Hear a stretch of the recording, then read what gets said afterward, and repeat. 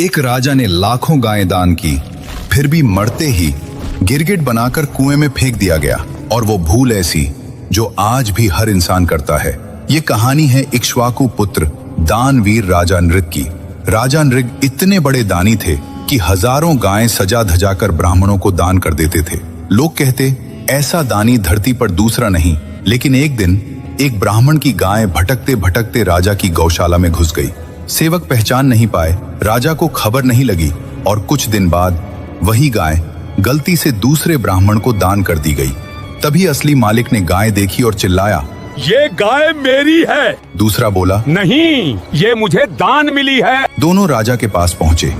राजा नृग ने हाथ जोड़कर कहा, मुझसे भूल हो गई, मैं इसके बदले 100 नहीं 1000 गायें देता हूँ। लेकिन पहला ब्राह्मण बोला, मुझे मेरी वही गाय चाहिए। दूसरा बोला, दान की हुई गाय मैं वापस नहीं करूंगा। राजा बीच में फंस गए। गलती अनजाने में हुई थी, लेकिन धर्म में गलती गलती ही होती है। समय बीता, राजा नृग की मृत्यु हो गई। यमराज ने पूछा, पहले पुण्य भोगोगे या पहले पाप? राजा बोले, पहले पाप। और अगले ही पल वो एक विशाल गिरगिट बनकर एक सूखे कुएं में जा गिरे। युगों तक वहीं पड़े रहे। फिर एक दिन यदुवंश के राजकुमार खेलते खेलते उस कुएं के पास पहुंचे। अंदर झांका तो एक विशाल गिरगिट दिखा।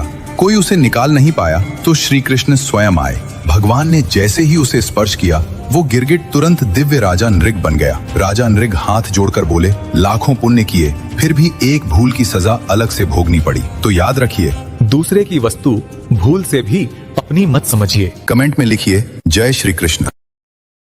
Download ShareChat.